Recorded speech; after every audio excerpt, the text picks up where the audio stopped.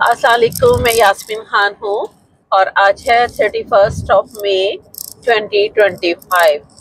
तो आज का वीलॉग शुरू करते हैं। इंटरनेशनल न्यूज़ में ऐसा है कि आपको पता ही है कि इसराइल और गज़ा के दरमियान में आपस में काफ़ी जंग हो रही है, जो कि इसराइल जो है वो बहुत ज़्यादा ज़्यादती करते हुए गज़ा के लोगों पर बहुत तशद्दुद कर रहा है, उनको शहीद कर रहा है, मार रहा है, खाने पीने को नहीं दे रहा। इस सिलसिले में अमेरिका ने कहा है कि जल्द ही जो है वो इसराइल ने गज़ा में जंग बंदी के लिए नई तजवीज़ जो है वो उसकी मान ली है। तो नेतन्याहू को लगता है थोड़ा सा ख्याल आ गया है, जो कि पूरी दुनिया जो है उसने शोर डाला हुआ है कि इनकी जंग बंदी होनी चाहिए और लोगों को फूड मिलना चाहिए। लोग वहाँ भूख से तड़प रहे हैं। आपको मैं अक्सर इनकी क्लिप भी दिखाती हूँ। इस वक्त तो नहीं मैं दिखा सकती क्योंकि ट्रैवलिंग में हूँ, लेकिन मैं आपको अक्सर इसके क्लिप दिखाती हूँ। देखें भूख के मारे लोग किस तरह खाने के लिए दौड़ भाग कर रहे हैं। इवन कि उनके ऊपर जो कल है वो तो एक दिन पहले गोली भी चला दी गई थी, जिससे कि 4 पर्सन जो थे वो भगदड़ की वजह से उसमें हलाक हो गए। तो अब जो है इसराइल जो है वो जंगबंदी के लिए उसने नई तजवीज़ जो है उसके सामने रखी गई है, वो मान लिया। अब उस तजवीज़ में क्या है मैं आपको थोड़ी सी डिटेल बता देती हूँ। बहुत ज़्यादा लंबा नहीं करूँगी क्योंकि फिर वीलॉग बहुत लंबा हो जाएगा। मुआहदे में इसमें यह है कि जो 10 इसराइली कैदियों के बदले 60 दिन की जंग बंदी इसमें शामिल है, कि यानी कि वो अगर 10 इसराइली कैदी छोड़ेंगे तो उसके बदले 60 दिन की जंग बंदी होगी। इसका मतलब ये परमानेंट नहीं होगी, ये ओनली 60 डेज की एवरी 10 पर्सन के बदले में। फिर इसके बाद 2 मराहिल में ये चीज़ें तय होंगी। फ़लस्तीनी कैदियों की रिहाई भी इसमें शामिल है कि दूसरी साइड से जो कि गज़ा के और फ़लस्तीन के लोग हैं उनकी भी 2 स्टेप्स में उनकी भी वो होगी, रिहाई होगी। फिर ये इनका इस मुआहदे में शामिल है, जो मैं आपको बता रही हूँ कि जो जंगबंदी की तजवीज़ है उसके बीच में अभी जो तय हुआ है। फिर उसके बाद सदर ट्रम्प ने भी जो कहा है वो ये है कि मुज़ाकरात के लिए वो बड़े पुरुम्मीद हैं। अब इस सिलसिले में नेक्स्ट वीक इनकी भी मुलाकात हो रही है रशिया के सदर पुतिन की और यूक्रेन के ज़ेलेंस्की के दरमियान भी। और सदर ट्रम्प चाह रहे हैं कि इन लोगों की भी जंगबंदी हो सके और नेक्स्ट वीक इनकी मुलाकात रखी गई है, और जिसमें कि ट्रम्प ने कहा कि मैं बड़ा होपफुल हूँ कि इनके जो मुज़ाकरात हैं वो बड़े सक्सेसफुल हो जाएंगे। तो फिर थर्ड न्यूज़ में ये भी है कि रूस ने जर्मनी को खबरदार किया, यानी कि अब एक और कंट्री जो मैं आपको न्यूज़ सुनाने लगी कि उधर से अगर वो ख़त्म हो रहे, बंद करने के लिए मंसूबे बना रहे हैं, मुआहदे कर रहे हैं, तो इधर से जर्मनी साहब भी जो हैं वो भी शुरू होने लगे हैं और उन्होंने भी अपनी पूरी तैयारियां कर ली हैं। और आपको पता ही है कि पहले भी जर्मनी ने सेकेंड वर्ल्ड वॉर में बड़ा काम किया था और बड़ी तबाही हुई थी। रूस ने जर्मनी को खबरदार किया है कि वो यूक्रेन को हमले के लिए मिसाइल देने से बाज रहे, यानी कि यूक्रेन की जो सपोर्ट है वो जर्मनी कर रहा है और रूस ने अब उसको थ्रेट किया कि वो बाज आ जाए। अब जर्मन जो है उसने क्या किया कि एक बार फिर उसने तबाही पर गामजन है और उसने अपनी तैयारी शुरू कर दी है जर्मनी ने। अब जर्मनी ने भी क्या किया कि अपनी फौज को हाई अलर्ट कर दिया है, यानी कि अलर्ट भी नहीं किया, हाई अलर्ट कर डाला है कि वो भी जंग करने के लिए मुकम्मल तैयार है। अब जर्मनी फौज जो है वो अपने मिसाइल जो है वो खुद इतनी अहलियत नहीं रखती कि वो अपने जो लेटेस्ट से तैयार है को क्या उसको ट्रेनिंग नहीं दी गई या उनको इस तरह की नॉलेज इंफॉर्मेशन या उनकी एजुकेशन नहीं इस तरह की गई कि वो अपने मिसाइल जो है वो खुद चलाने की सलाहियत नहीं रखते हैं और इसलिए उनको हेल्प की ज़रूरत है। ये रूस ने कहा है।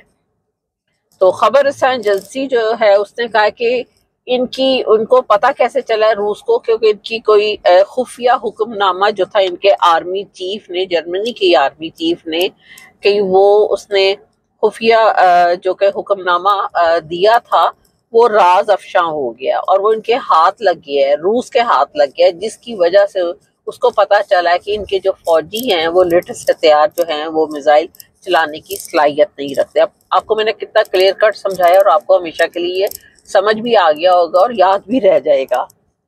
फिर जर्मन फौज ने क्या किया है कि उसने 500 किलोमीटर से ज़ायद के हथियार जमा कराने की हदायत की है। ये जर्मनी फौज ने किया है कि जो इतनी लॉन्ग रेंज तक जाए, 500 किलोमीटर से भी अबव जाएं, उसके लिए हथियार जमा कराने की अपनी फौज को हदायत की है। फिर उसके बाद जर्मन फौज ने, क्योंकि अब देखें, मैं पहले आपको इसराइल, गजा, यमन, इन लोगों की लड़ाइयों का बता रही थी। अब आज से एक नई कंट्री शामिल हो गई है, जर्मन। अब लगता है पता नहीं कितने दिन तक इन्हीं की इंफॉर्मेशन देनी पड़ेगी। ये भी कुछ करेंगे तो फिर बाज आएंगे। इनको तो वैसे भी आदत है जर्मन को लड़ने की। इनकी तो जो वॉर है, आपको पता ही है कि हम लोग किताबों में पढ़ते आ रहे हैं, बुक्स में, कि कितनी जबरदस्त इन लोगों ने लड़ाइयाँ लड़ी हुई हैं। तो ये लोग आदी हैं। और फिर जर्मन फौज जो है वो इलेक्शन, जो इनकी इलेक्ट्रिसिटी वॉर फायर है, उसकी भी सलाहियत इख्तियार करने की ये लोग को हदायत की जा रही है। सॉरी। तो अब इसके बाद फिर हम अमेरिका पर वापस आ जाते हैं कि अमेरिका ने जो शाम के साथ आपको पिछले दिनों बताया था कि वी लॉग में जब मिडल ईस्ट में ट्रम्प गए थे और सऊदी अरब में इनकी मोहम्मद बिन सलमान साहब ने और टर्की के जो उर्तगान तैयब साहब ने, इन लोगों ने कोशिशें करके तो इनकी आपस में हालात अच्छे करवाए थे शाम के साथ। और वो थे अहमदुल शरका, कुछ इस तरह का नाम है उनका। तो उनके साथ इनकी आपस में हाथ मिलवाया था। शेक हैंड करने के बाद इनके हालात दुरुस्त हो गए थे और हो गए हैं, अभी भी हो गए हैं। और 13 साल बाद जो है शाम पर से पाबंदियां हैं, अमेरिका ने, ट्रम्प ने ऐलान किया, वो हटा दी गई हैं। और एक बार फिर वहाँ पर जो इनके सिफारती जो ताल्लुकात हैं वो बहाल हुए हैं। और वहाँ पर इनका सिर्फ दिमिश्क में इनका जो है वो ऑफिस भी ओपन कर दिया गया है, जिसका कि अमेरिका के एलची हैं टॉम बर्का, उन्होंने इसका इफ्तिताह किया है। तो ये इनके दरमियान में बड़े अच्छे हालात पैदा हो गए हैं और बड़े सालों बाद, तकरीबन कोई 25 साल बाद इनके ये इस तरह के टर्म्स पैदा हुए हैं, जबकि 9/11 का वाक़या हुआ था उसके बाद से। और ये पाबंदियाँ भी हटा ली गई है। और ये सारा क्रेडिट जाता है मोहम्मद बिन सलमान को और तैयब उर्दगान साहब को। फिर अगर ये लोग चाहिए, मैंने पिछले भी वीलॉग में बात की थी कि अगर ये लोग उनके लिए हेल्प कर सकते, इतना बड़ा काम कर सकते, जिसको 9/11 इनकी जो अमेरिकन हिस्ट्री है उसमें लिखा गया है जब से अभी तक इनके, कि कितना बड़ा काम था और कितना ट्रेड सेंटर पर मारा गया था और कितने लोग जो थे वो उस वक्त हलाक हुए थे और सारा ट्रेड सेंटर तबाह हो गया था। तो अगर इतनी सख्त दुश्मनी के बाद इनकी सुलह हो सकती है, तो इमरान खान साहब के बारे में ये मैं अपनी तरफ से एक तजवीज़ दे रही हूँ, क्यों नहीं मोहम्मद बिन सलमान, जो कि उनके इतने अच्छे दोस्त भी थे, जब फर्स्ट टाइम वो पाकिस्तान गए हैं तो इमरान खान साहब ने उस वक्त खुद ड्राइव किया था और उनके साथ बैठ कर गए थे। तो वो हैं। और तैयब उर्दगान की तो वो हमेशा एग्जाम्पल्स देते अच्छे कामों के लिए, इमरान खान साहब। तो क्यों नहीं ये मिल के कोशिश करते और डायरेक्ट जो है वो उसको उनको बताएं, ट्रम्प को बताएं। ट्रम्प अल्लाह के बाद इस दुनिया में ज़मीन पर एक पावरफुल शख्सियत है, अल्लाह ने उसको ये पावर दिया और एक उसकी अपनी भी पर्सनालिटी है कि वो पावर और स्ट्रॉन्ग तरीके से दुनिया में रहता है। तो अपने मुल्क के लिए तो खैर अच्छे काम करता है, चाहे दुनिया को कोई ना पसंद है, लेकिन जो भी है वो हमारे मुल्क के लिए बहुत अच्छा है। और बाइडन से कहीं ज्यादा अच्छा है। बाइडन तो लड़ाइयाँ करवा कर गया और ये तो लड़ाइयाँ खत्म करवाता है और लोगों की सपोर्ट करता है, उनके हेल्प के लिए, इस कंट्री के अवाम के लिए सोचता है और उसके बेनिफिट्स के लिए काम करता है और कभी भी अवाम के लोग तंग करने के लिए नहीं करता। हाँ ठीक है कि ये उसने ट्रम्प ने कुछ ऐसी तरह पॉलिसी बनाई है कि जो स्टूडेंट्स के लिए हो सकता है, उसके जो एडवाइज़र हैं वो उन्होंने कुछ उसको मशवरे दिए हों तो उसने ये स्टेप लिए हुए हों। तो अदरवाइज वो इस कंट्री के बेनिफिट्स के लिए, इसके यहाँ के इकोनॉमिकल हालात को स्ट्रॉन्ग करने के लिए जो है वो बहुत अच्छे काम करता है। और हमने उसको सेकंड टाइम वोट दिए हैं अपने ट्रम्प को। तो फिर उसके बाद जो है वो ऑस्ट्रेलिया में ऑस्ट्रेलिया जो है इंटेलिजेंस एजेंसी, उन्होंने भी कहा है कि ईरानी जो जौहरी हथियार हैं उसकी जानिब भी ईरान जो है वो खामोशी से बढ़ रहा है। जो कि किसी को नहीं बताया जा रहा, लेकिन वो अंदर ही अंदर जो है वो अपने काम कर रहा है, ताकि ईरान चाहता है कि अपने खिते को, अपने एरिया को, अपनी कंट्री को, वो अगर कोई सख्त हालात पैदा हो जाए तो कम से कम वो उसको स्ट्रॉन्ग कर सके और मुश्किल वक्त में जो है वो उसके काम आ सके। और ऐसी जो है वो तवील मिसाइलों की फहरिस्त उसके पास मौजूद है जो वो बना रहा है। और उसने एक दिन अपनी इसकी पिक्चर्स भी दी थी, जो कि उसने बड़े मिसाइल तैयार किए हैं ईरान ने, और उसने शो ऑफ भी कर दिए थे उनके आर्मी ने, और वो अपनी मुकम्मल तैयारी में लगा हुआ है। लेकिन उसका इरादा नहीं है किसी पर ईरान का हमला करने के लिए, जब तक कि उसको छेड़ा ना जाए। ईरान खामनाई साहब हमेशा ये कहते हैं अगर कोई हम पर हमला करेगा तो हम उसके रिटर्न में जरूर इसको रिस्पॉन्स करेंगे। तो जो ट्रम्प है वो यही चाह रहे हैं कि किसी तरीके से बातचीत के साथ मसले को हल किया जाए बनिस्बत के जंग करने के लिए, क्योंकि इसराइल जो था, नेतन्याहू पिछले दिनों पूरा तैयार था ईरान के ऊपर हमला करने के लिए, और वो अभी भी तैयार है। लेकिन अगर उसको जितना भी थोड़ा बहुत बाय फोर्स रोका हुआ है तो ये क्रेडिट भी ट्रम्प को ही जाता है, उसी ने ही रोका हुआ है। अदरवाइज नेतन्याहू तो फौरन तैयार हो जाए हमला करने के लिए ईरान पर भी। और इवन के उसने अपने जो अपनी गन है वो किसके शोल्डर पर रखी है, ये बात समझने वाली है।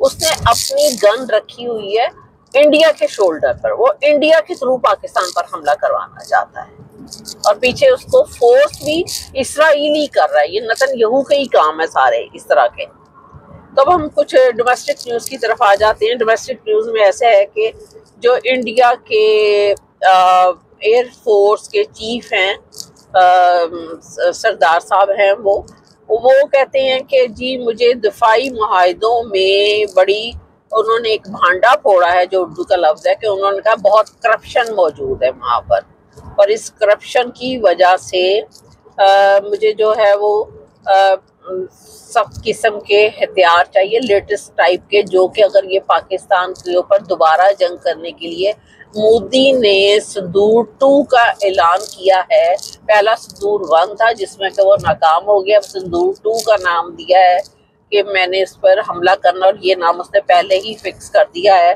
लेकिन अगर मुझे जंग के वक्त जदीद टेक्नोलॉजी नहीं मिलती और ना उसमें लेस हथियार मिलते हैं, तो मैं किस तरह इसको कामयाब करवा सकता हूँ या कर सकता हूँ। तो मुझे जो है उसके ऊपर बड़ा सख्त इन्होंने बरहमी और गुस्से का इजहार किया है इनके आर्मी फोर्स के चीफ ने, एयरफोर्स चीफ ने। और ये भी उन्होंने कहा है कि हमले की तैयारियों में जो है वो हम पूरे मसरूफ़ हैं, हमें मोदी ने ऑर्डर दे दिया हुआ है और हम संदूर 2 की तैयारी कर रहे हैं। और अगर हमें वक्त पर, साथ उसने ये भी कहा है कि अगर हमें वक्त के ऊपर ड्रोन और डिफेंस सिस्टम और इवन के 5th जनरेशन तैयारे हमें ना मिले तो हम किस तरह कामयाब हो सकते हैं। तो हमें इसको निपटने के लिए, और ये हमें ख़तरनाक नताइज फिर हमें नज़र आएंगे अगर हमें इस तरह का असला ना मिला। तो फिर उसके बाद दूसरी तरफ जो है उन्होंने ये भी कहा है कि जी, जो इंडिया ने कहा है कि चीन जो है वो पाकिस्तान को HQ-19 जो वो है तैयारे हैं आर्मी डिफेंस सिस्टम जो है वो फराहम कर रहा है, HQ-19 एयर डिफेंस सिस्टम जो है इनका, तो बल्कि कर दिया गया है, जो कि अमेरिकन थॉट सिस्टम के मुताबिक है बना हुआ ना। और फिर उसके बाद चीन जो है वो पाकिस्तान को JF-35 स्ट्रैटल तैयारे और PL-15 मिसाइल भी दे चुका है या देने वाला है। तो इसके मुकाबले में अगर इंडिया के पास, उनके एयरफोर्स के चीफ ने कहा है कि अगर हमारे पास इसके मुकाबले में या हमारे पास लेटेस्ट हथियार या तैयारे या ड्रोन हमें नहीं मिलते तो हम इसके ऊपर किस तरह हमला करके कामयाब हो सकते हैं।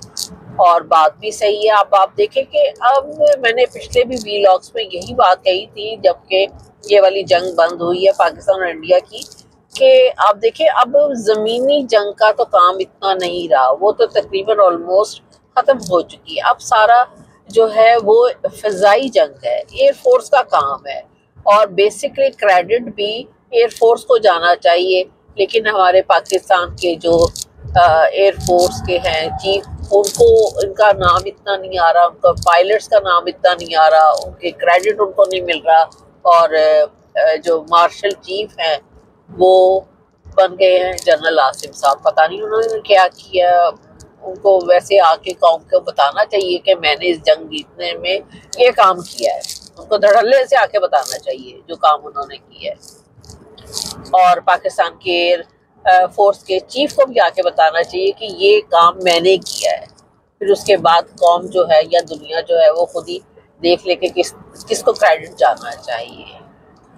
तो ये तो थे उनके बयानात, उनके आर्मी चीफ के, जो मैंने आपको थोड़ी सी डिटेल में बताए हैं। फिर उसके बाद पाकिस्तान के जो सबके दिल के शहजादे हैं इमरान खान साहब, वो उनको जो मैसेजेस दिए जा रहे हैं इस्टेब्लिशमेंट की तरफ से या आर्मी चीफ की तरफ से कि हम आपको छोड़ देते हैं, आप अपने घर चले जाएं, वहाँ पर रहें, खामोशी से रहें, 3 साल रहें, 2 साल रहें, और आप जो है वो इंटरफेरेंस ना करें। इस तरह की उनके आगे शर्तें कुछ रखाई जा रही हैं, जिसको इमरान खान साहब जो है वो बिल्कुल किसी ऐसी डील में नहीं आना चाहते, वो आएंगे भी नहीं और आना भी नहीं चाहिए। उस बंदे की 27-28 ईयर्स की स्ट्रगल है जो अब तक वो यहाँ पर पहुंची, उसको कैसे जाया कर सकते हैं। और जिस बंदे ने खुद अपनी पॉकेट के लिए कुछ नहीं कमाना, कुछ उसको लालच नहीं, वो क्यों माने? वो तो ये वो लोग मानते हैं जिनको कुछ लालच हो, कुछ उन्होंने कमाना हो उस कंट्री से। अभी मैं आपको इस सिलसिले में अभी मैं आ रही हूँ, उधर ही आ रही हूँ। तो एहसन इकबाल साहब ने कहा है कि इस वक्त इमरान खान की कोई गारंटी देने के लिए तैयार नहीं है तो पाकिस्तान में। तो मैं एहसन इकबाल साहब आपको मैं इसका ये जवाब दे रही हूँ। मैं एक अदना सा इंसान हूँ कि इमरान खान साहब के लिए पूरी दुनिया से आप किसी भी इंसान से, इवन के मुझ जैसी नाचीज से भी कहें तो मैं अभी पाकिस्तान आ जाऊंगी और उसकी गारंटी देने के लिए तैयार हूँ। हर बंदा दुनिया का उस बंदे की गारंटी देगा जहाँ जहाँ उनके फॉलोअर्स हैं, जहाँ जहाँ मुसलमान हैं, और जहाँ जहाँ मुसलमान तो सारी जगह, जहाँ जहाँ सच्चे मुसलमान हैं जो हराम नहीं खाते, जो करप्शन में इन्वॉल्व नहीं है, जो गलत काम नहीं करते, उनको हम मुसलमान कहते हैं। वो मुसलमान नहीं होता कि खाली मुसलमान के घर में पैदा हो गया तो वो मुसलमान है। उसको कौन मुसलमान कहता है? जाके गलत काम करे, करप्शन करे, शराब पिए, जना करे, हराम करे, आप उसको मुसलमान कहते हैं? तो वो कोई नवाज शरीफ है जिसके पास शहबाज शरीफ जैसा 50 रुपए का एग्रीमेंट लेके जाके कोर्ट में, कोर्ट भी उन्हीं की खरीदी हुई, और उसको छुड़वा के और वो वहां ले गए और आए हैं तो उनका सारा कुछ आराम से पाकिस्तान में वो इस वक्त बैठे में हुकूमत कर रहे हैं और अपने सारे रिश्तेदारों को मुख्तलिफ सीटों पर जबरदस्ती बिठाकर हुकूमत कर रहे हैं। नहीं, ऐसे लोगों की कोई गारंटी नहीं देता। वो गारंटी दी थी 50 रुपए के एग्रीमेंट के ऊपर। इमरान खान की गारंटी क्या है? दुनिया का हर बंदा आ जाएगा। अभी मुझे कहे मैं अभी गाड़ी छोड़कर अभी जहाज में बैठ जाऊंगी और अभी आके गारंटी दे दूंगी। उस गारंटी के वजह जो कुछ मेरे पास है मैं सारा कुछ लिख कर दे दूंगी, सिर्फ इमरान खान की खातिर, क्योंकि वो सच्चा लीडर है। क्योंकि लीडर तो आप बेसिकली देखा जाए तो आपके मुल्क है, और फिर भी हम लोग उनके लिए बोल रहे हैं। क्यों बोल रहे हैं? क्योंकि सच्चा खरा बंदा, ऑनेस्ट बंदा है। इसलिए अगर उसके अंदर बेईमानी हो, गलत हो, तो हम क्यों बोलेंगे? वो हमें क्या देता है इमरान खान? कुछ भी नहीं। तो ये बहरहाल चंद न्यूज़ थी जो मैंने आपको भी ट्रैवलिंग में जल्दी में कुछ दे दी है। मैंने कहा बेहतर है का कुछ छोटा सा वीलॉग कर दूं। तो मेरा जी, मैं हर दफ़ा आपसे ये कहती हूँ कि मेरा चैनल है 7RY के, बेल को भी टच कर लिया करें। अगर आप नहीं करेंगे तो मैं आपको तक वीलॉग भी पहुँचाने बंद कर दूंगी। ठीक है? Thank you very much. खुदा हाफिज़।